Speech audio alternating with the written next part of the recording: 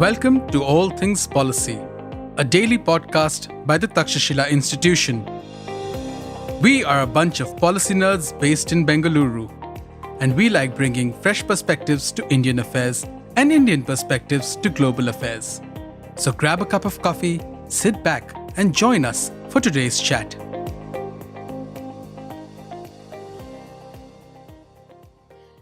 Hello and welcome to this episode of All Things Policy, your favorite daily public policy podcast from the Takshashila Institution. I am Bhumika Sevkani, research analyst with the Geostrategy program at the institution.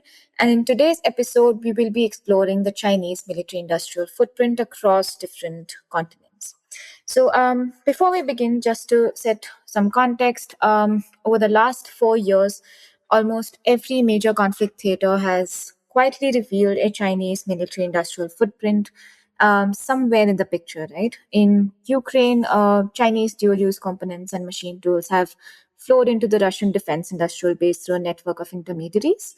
In the Red Sea and across West Asia, the Iran's Shahid drones that have struck American bases in Bahrain and Saudi Arabia and a British base in Cyprus have also relied on Chinese-supplied engines, cameras, and processors from firms like Mile Technologies and Hongfu. In the May 2025 hostilities between India and Pakistan, Pakistan fought a 4-day war using an air, land, and missile inventory overwhelmingly sourced from China. The JF-17s, the J-10CEs, PL series air-to-air missiles, LY-80 air defense systems, and more.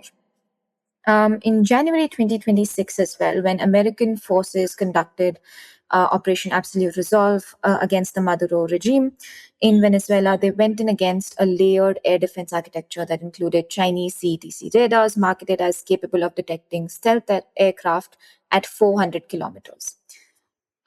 Taken together, this is a picture of a country that has become genuinely indispensable to a widening set of buyers, partners, and proxies, right? And yet, questions about what Chinese weaponry can actually do, what it means for those who buy it, are only getting sharper.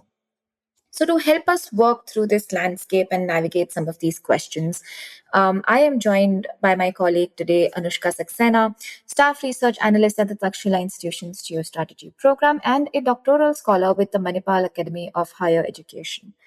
Anushka has just published a new discussion document titled Weapons Made in China, Foolproof or in Muddy Waters. This is a paper that maps China's arms export ecosystem across Southeast Asia, West Asia, Africa, Venezuela, and Pakistan. And it also asks what this trajectory tells us about the road ahead. Anushka, welcome to the show.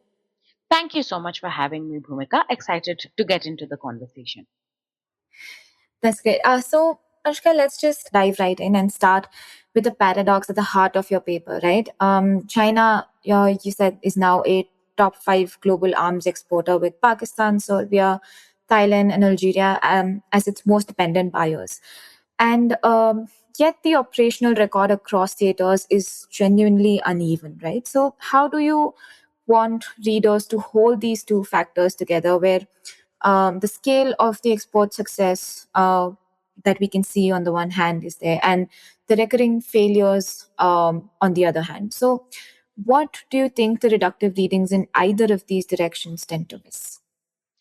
Right. Thanks so much for that, Bhumika. I guess, look, we have to understand that these two things, the fact that China has risen to the position of the fifth largest arms exporter in the world, beaten only by your conventional go-to players like, right, the US, France, Germany, Russia, of course, is simultaneously coexisting with the fact that across theaters where Chinese weapons have indeed been used, there are both initial failures in terms of performance, but also, life cycle and supply chain related issues that make countries want to not rely on the Chinese for anything from main battle tanks to drones, or rather, kind of scramble to make sure that if there's a crack in the airframe, as was the case with Myanmar's J-17,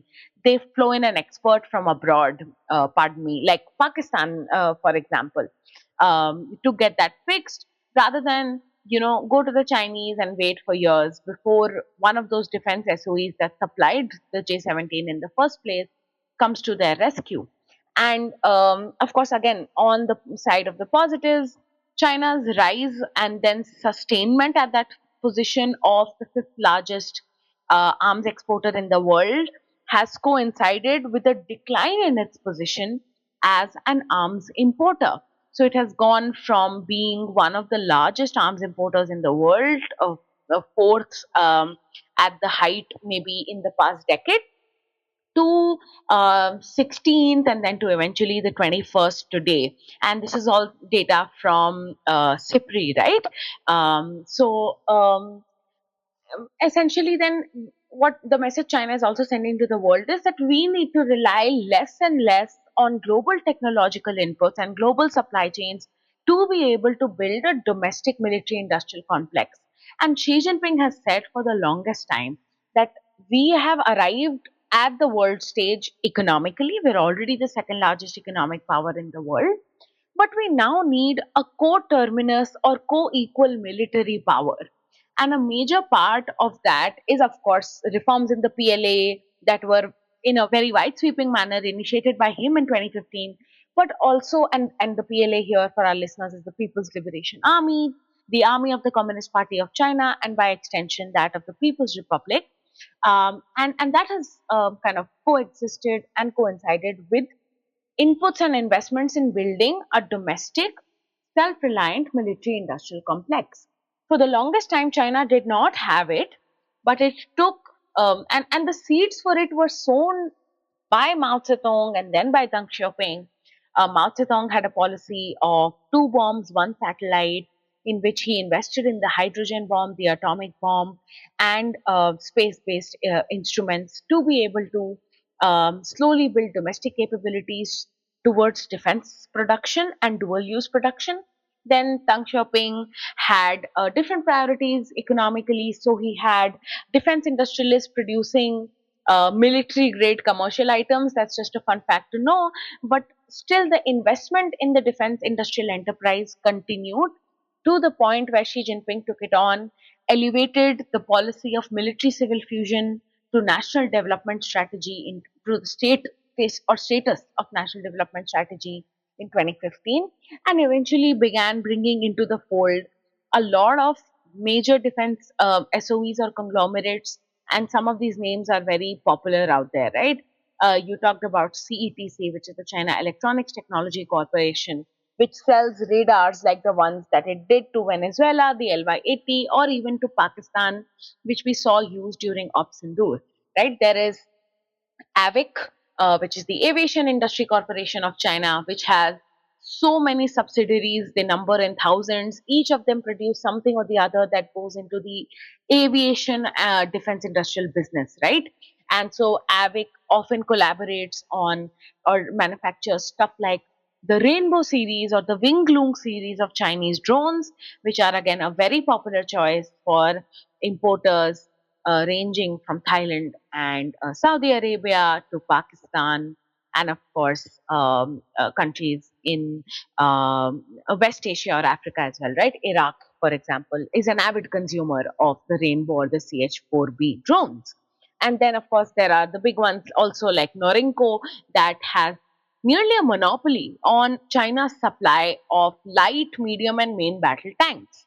Even armored personnel carriers, with Nigeria relies on China for example, howitzers and small arms and light weapons, guns that the Myanmar junta uses, all of them are provided by Norinco in China. And then their work is supplemented by non-traditional vendors or privately owned enterprises. And these also again range from the big ones like Alibaba, Baidu, to slightly smaller or slightly unknown ones like Chihu 360, like the ones that provided Iran with the engines and the cameras for its drones, which are the Milhausian Technologies and Honfu, respectively. and of course space T in the space domain, and so on and so forth. Right now, Alibaba, Baidu, BYD, all of these have been recently designated by the US on its 1260H list of quote unquote Chinese military companies operating directly or indirectly in the US. So these are companies that are accused of enabling the military industrial complex in China by virtue of military civil fusion. And so, in a way, they become central pillars of China's defense industrial statecraft as well, right? And when I mean statecraft, I'm talking about these arms exports, which is a direct transfer of equipment and supplies and weapons, but also co-production regimes, of which we have two major recent examples. One is with Pakistan. The J-17s are old news, which are co-produced. Its various blocks or iterations are co-produced between China and the Pakistan Aeronautical Complex in Kamra. But also, more recently, China and Pakistan have unveiled a co production deal for submarines, Hangar class submarines. And there are 8 to be produced. Of those, the first 4 will be produced in China and provided to Pakistan. And the first of those 4 has just been provided to Pakistan and commissioned in April, if I'm not wrong, March or April. And then the remaining 4 will be co produced between China and Pakistan. The second example is with Saudi Arabia. Again, around March or April, if I'm not wrong, they unveiled a deal where under this Saudi Arabian initiative called GAMI, or entity rather called GAMI, which is General Military Industrial Authority of Saudi Arabia, AVIC collaborated for a $5 billion agreement to co-produce the Wing Loom 3 uncrewed combat aerial vehicles or drones, right? So this co-production model is also increasingly becoming appealing to countries around the world. That said, again, because you started this question to me by talking about a paradox at the heart of China's military industrial statecraft. The paradox is, as I alluded to earlier, the fact that even as it is developing this clientele, walking up the ladder of top arms exporters in the world, its defense SOEs are increasingly becoming profitable and featuring in the top 100 lists of the most profitable defense SOEs in the world. The fact remains that it remains marred by initial operational problems, by supply chain deficiencies, by life cycle issues, because the defense SOEs are focused on securing the initial sale, but not taking it beyond that, right? And that's just how the incentive structure seems to work in this defense industrial ecosystem that China boasts. But other than these internal deficiencies, of which, by the way, the purges in the military industrial complex are also a part, and we can come to that a little later.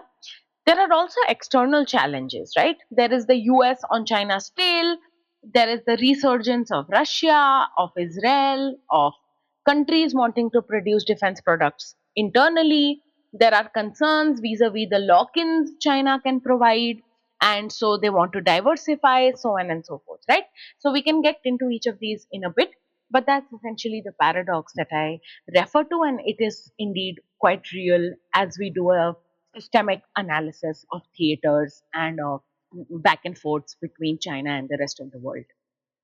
No, right, Anushka. I think that's a really good zoomed out picture that you gave us regarding the landscape of China's defense industrial sort of complex, and also including the key players, right?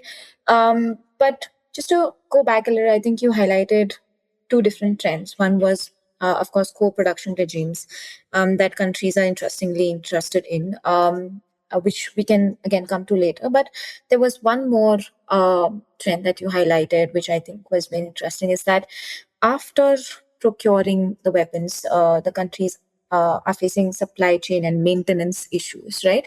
And I think this comes from the case studies that you've looked at. I see that you've devoted a substantial portion of the paper to case studies. Thailand, Myanmar in Southeast Asia, there's Jordan and Iraq in West Asia, and Nigeria, Kenya, and Algeria in Africa, right? And then, of course, the most recent and more debated episodes in Venezuela and Pakistan as well.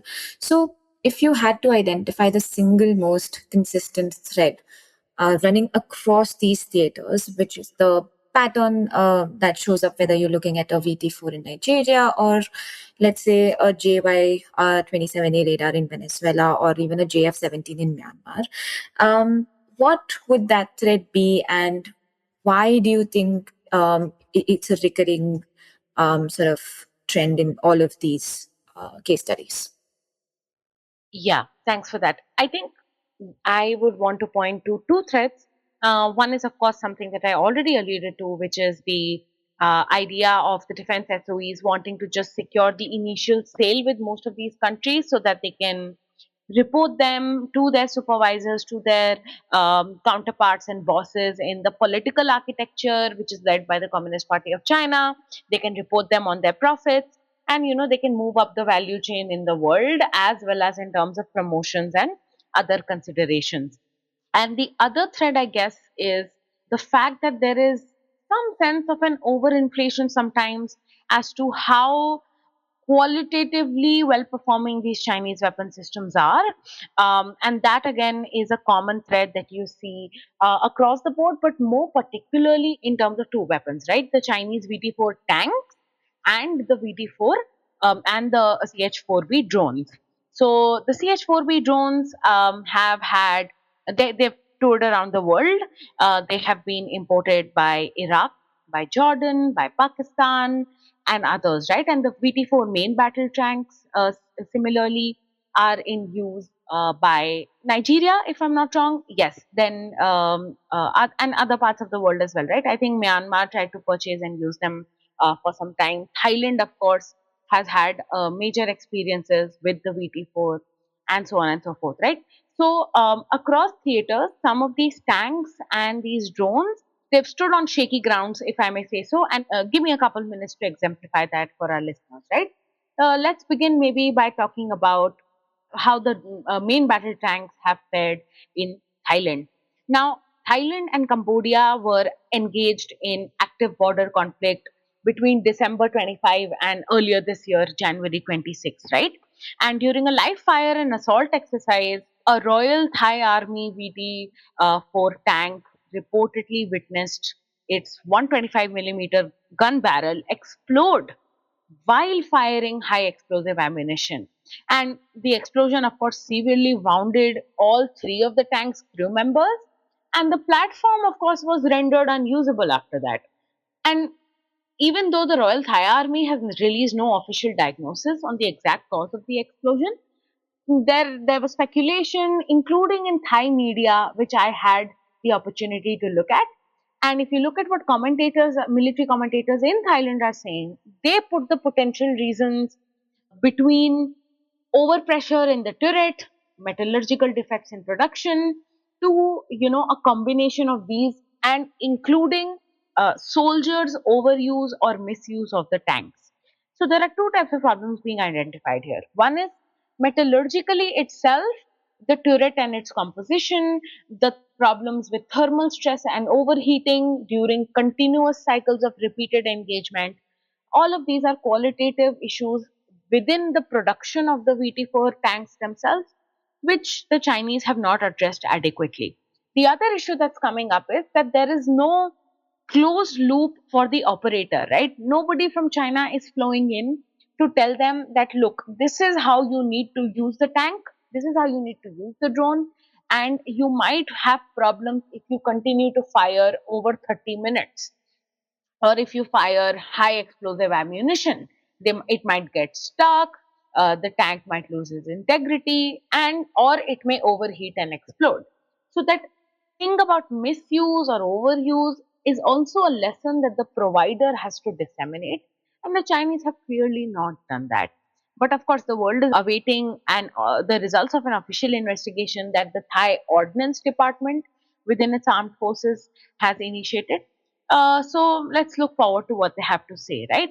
And but despite what the official diagnosis might be, these incidents kind of send mixed signals to interested markets, right? And this is not the only time VT4s in Thailand have not done well. If you look at some of the OSINT data that folks who were looking at the war with Cambodia were assessing, there were issues with the diesel engine of the tank, the V12, it seemed to underperform on the field, and the traverse speed of the turret is also slow. So the mounted turret on a tank has to move from left to right and from up to down to be able to make sure that it can hit the target with precision and distance, right? And because the turret's speed is reportedly so low, during an active conflict, it's kind of a bummer, right?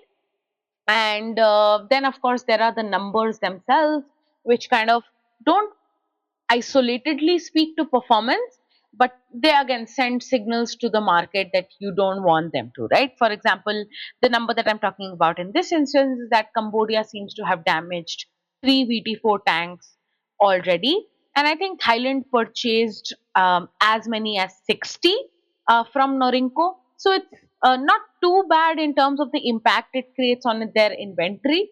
But unless the soldiers begin using the VT4 in the right way, and the Chinese close the loop on all the stresses and the metallurgical defects that may exist in the tanks, they're going to be a little underconfident using them going forward. And Thailand, of course, has previously had sad experiences with the Chinese because Thailand wanted to purchase these S-2060 submarines from China, but the Thai wanted the German MTU 396 diesel engine for the submarine and not the Chinese engine. And they paid quite a lot of money for it. They paid approximately $402 million for I don't know, five submarines of this or the sort for each unit. And then the Chinese, kind of started holding back on them. And that by that time, by 2018, 2019, and then eventually as the discussions went on, and the European Union put an arms embargo on Germany and the rest of the EU, right? That you can't supplement components to the Chinese that will help contribute to their military industrial complex.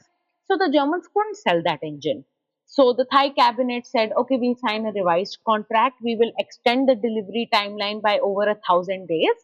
And now the delivery is scheduled for late 2028.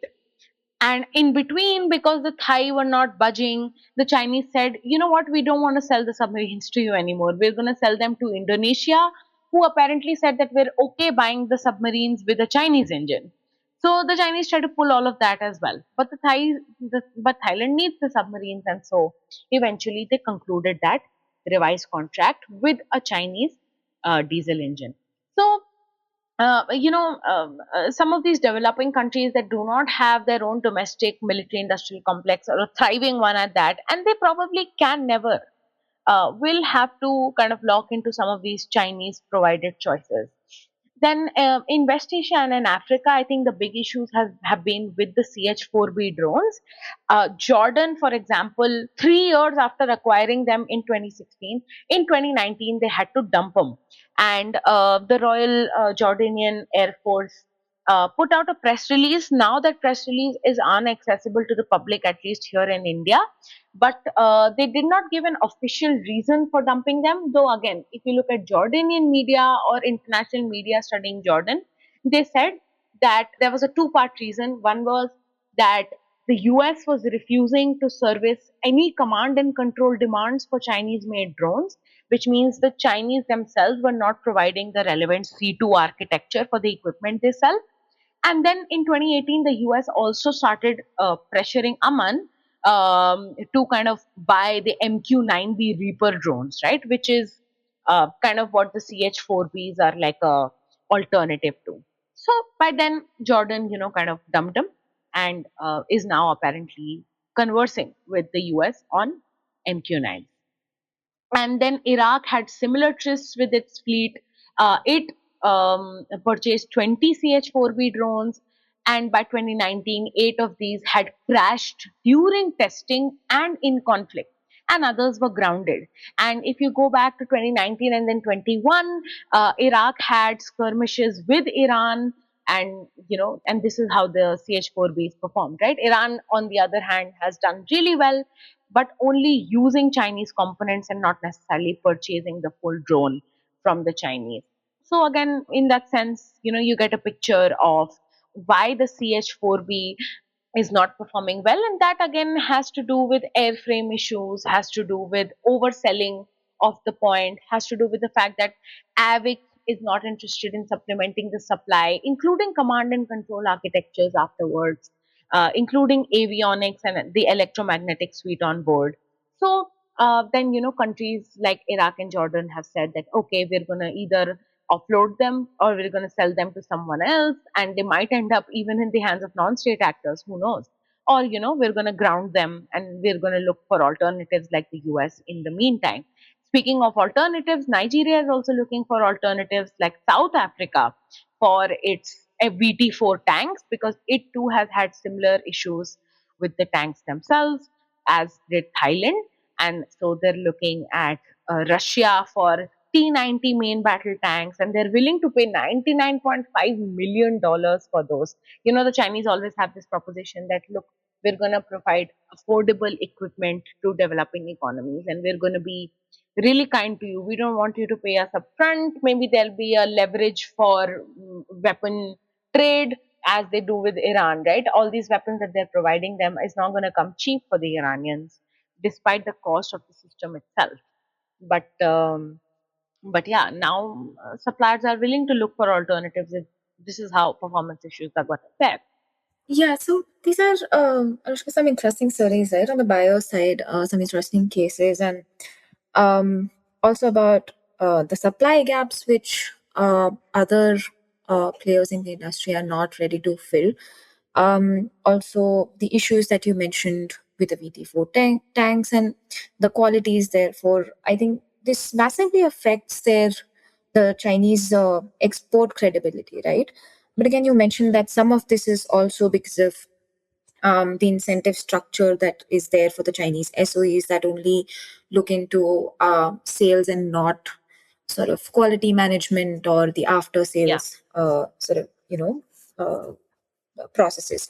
But beyond the buyer side experience, then, as you argue the internal pressures of Beijing's own military industrial complex, the corruption purges across the CMC Equipment Development Department, the PLA Rocket Force, and the leadership of major SOEs like AVIC, Norinco, and CASC, alongside persistent dependence on foreign core technologies like the advanced semiconductor tools, and aircraft engines. How much do these internal dynamics actually complicate China's export credibility in your view? And you also mentioned that when countries are trying to find alternatives, right? So also, is this a story of system correcting itself, or of vulnerabilities that will keep surfacing in the export product for years to come?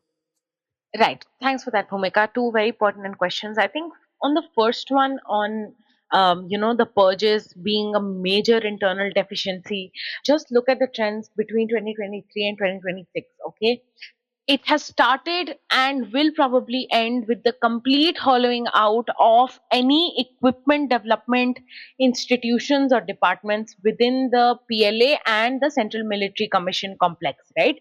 Central Military Commission, or the CMC, of course, is the highest authority on defense decision making in China. It's personally led by Xi Jinping, who is the chairman. It started out as seven-member group in the first tenure of Xi Jinping. It eventually boiled down to five when the defense minister and some others were removed from membership. And now we are at a position where the Central Military Commission only has two people, Xi Jinping and a vice chairman called Jiang Shengmin. The previous two vice chairmen, Chang Yusha and He Weidong, are gone. The Equipment Development Department folks, which was the lead, Miahua and others, are gone. The executive deputy director of equipment development and joint logistics and all of those, like He Hongjun, they're all gone. And it all started with this notice that the CMC Equipment Development Department put out in July of 2023, when they argued that, look, we're hearing that there are some issues with the equipment the PLA is using. This equipment is not just procured by the CMC and the PLA, but also supplied by defense SOEs. So they are obviously going to come into the radar. And we are soliciting clues from the public, from other departments in the Communist Party and government architecture, on who these people might be and where the deficiencies are. After that, the Central Commission for Discipline Inspection and the National Supervision Commission, the two main bodies in charge of making sure corruption is in check, efficiency is at its max. They really kind of came into the picture, right? And started purging folks in the Equipment Development Department, defense ministers, foreign heads of the CMC Equipment Development Department, those who took care of the PLA rocket forces weapons, those who took care of the Air Force's weapons, all of them gone, right? Some of these were now theater commanders and political commissars in the Eastern, Southern, Northern, and Central theaters, right? And the Western theater, of course. So all the five theaters. So if you look at the trends in the past 3 years, the last two heads of all of the four services, which is the Air, Army, Navy, and the Rocket Force, are all gone. And most of the CMC membership hollowed out. And a lot of this boils down to corruption in the Equipment Development Department. Now, what kind of corruption are we talking about? There are two or three. One is, of course, friendships with the defense SOEs. So a defense SOE will come in during a training exercise where their weapon is being tested. For example, let's say Norinco came in and they are testing the T-99 battle tank. Now, the PLA is testing this in the Western Theater Command, and they said that look, the tank has problems operating in high altitudes and harsh weather conditions. That Norinco guy will probably pay the PLA guy or will probably request some kickbacks for either accepting the faults or saying that, look, this is not faulty, this is perfect for the weather conditions of the Western Theater Command. The PLA official will accept either because the defense SOE guy is a friend or is paying him money or so on and so forth, right? Or is willing to provide that guy benefits after retirement.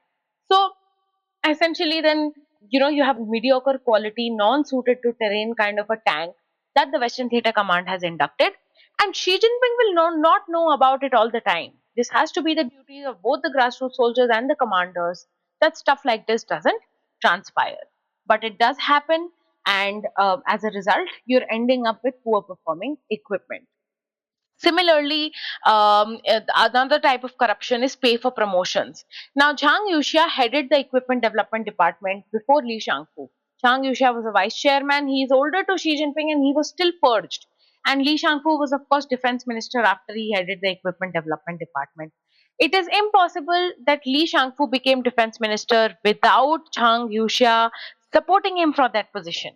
But if Li Shangfu was corrupt and Zhang Yuxia promoted him, either Li Shangfu had to pay Zhang Yuxia for it, or Zhang Yuxia hid the corruption of his protege. And the protege system is just another kind of an incentive. Elders in the military or in the Communist Party architecture use to put their own people in key positions, right? So a lot of this twisted kind of cluster of corruption, of inefficiency, of getting away with the mediocre was going on around. And once one case is unveiled, which was the first case of Li Shangfu, it's just a spiral, downward spiral. And then you can't just stop at the PLA. You have to also take into account the defense SOEs who would have been actively involved in corruption. And they are state owned enterprises. So they're not some private sector firm or some, firm like in the US, you have Lockheed Martin or General Electric. They are very much so a part of the state. So the CCDI has to crack down on their leaders as well. So as a result, we have the Norinco chairman gone, the AVIC chairman gone. These are big SOEs. The Chinese Academy of Engineering Physics that has played a major role in its nuclear program. The chairman of that, the director of that gone. Some major scientists also gone, right? So this just gives you the extent of the kind of churn in the military industrial ecosystem that China is facing. And for many of these entities, replacements have not been found yet. So for an external actor looking to rely on the Chinese for military industrial supplies for deliverables, this obviously sends the signal that look, there are reliability and credibility issues in the Chinese military industrial ecosystem. We don't know who to trust, who to trade with, and that is likely to slow deliverables. The trades will go on and the dual use components will keep getting produced, but still somewhere or the other, the markets will not know who to trust and who to rely on, right? And that, I think, is a major reason why I personally think these purges are causing deficiencies in China's military industrial statecraft.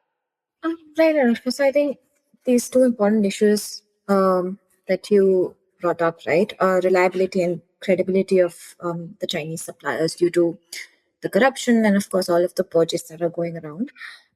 This also makes us question the long-term sort of picture where we don't know whether the Chinese military industrial complex will be as important as we are perceiving it today, right?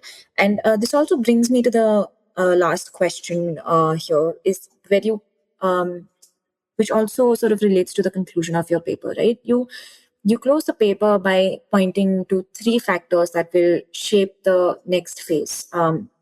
So, for an Indian audience, in particular, watching Pakistan continue to double down on Chinese platforms while other buyers begin to diversify, what does this trajectory mean over the next 5 years?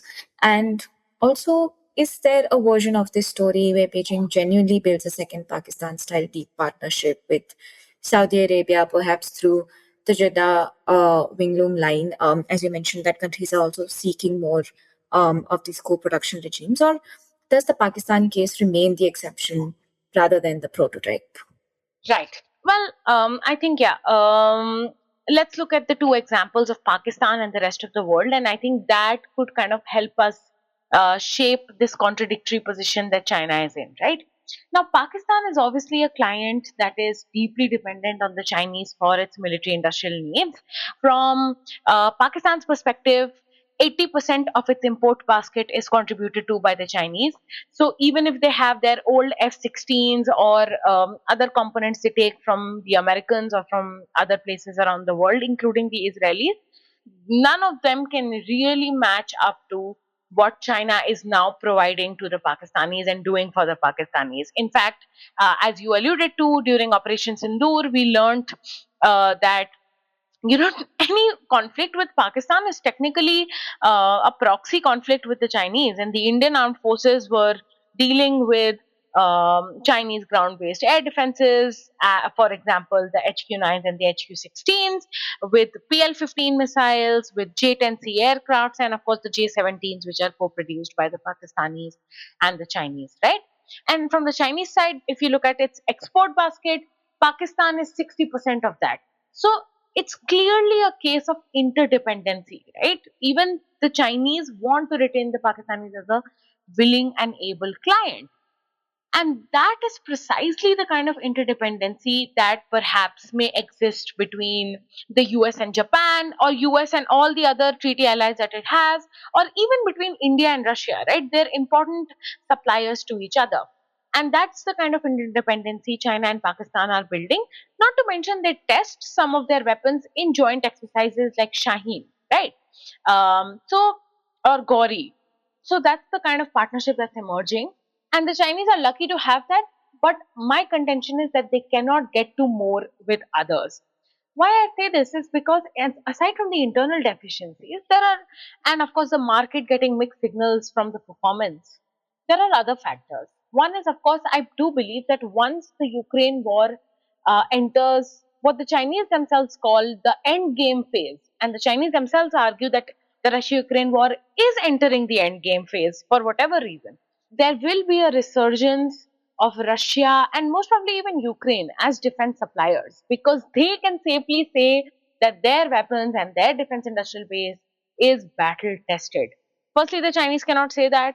And secondly, once Russia and Ukraine come into the picture, or the US and the EU, in fact, slowly, gradually phase out of this conflict, because a lot of their deliverables have been going into this conflict, there will be a resurgence of all of these suppliers in the world, and China might just have to be competing with the best, right?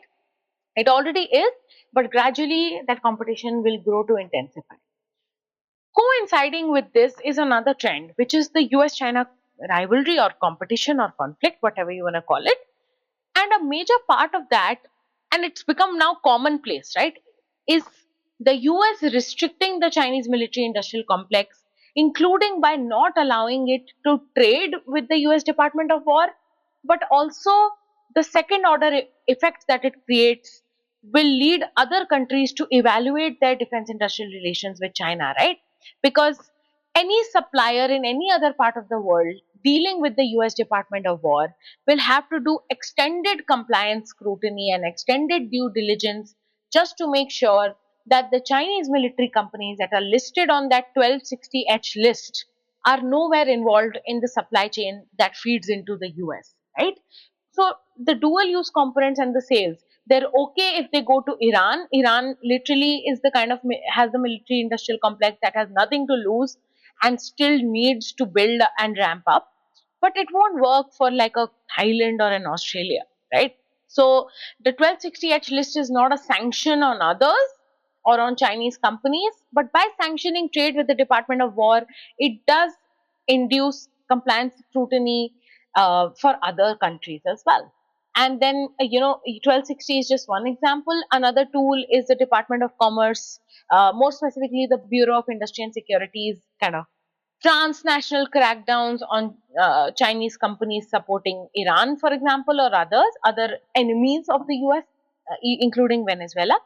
And as part of that, that transnational crackdown on Chinese supplies to Iran's UAV and missile programs, a lot of Chinese companies were halted from supplying dual use components to the Iranians. So there are these specific and these broad tools that the US and the West is deploying. The EU arms embargo we already talked about, right?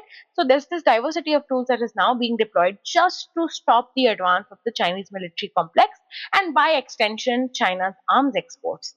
So when these challenges are fitted into the future trajectory of China's military industrial complex, I mean, the party state really needs to evaluate what it can either do better to make sure that it is the only reliable and credible supplier for, say, I don't know, drones or tanks or guns, which has been traditionally and historically a Chinese kind of central sales point, or they better make sure that they open up markets for collaboration and continue to focus on the economics and the trade side of things that they're good at.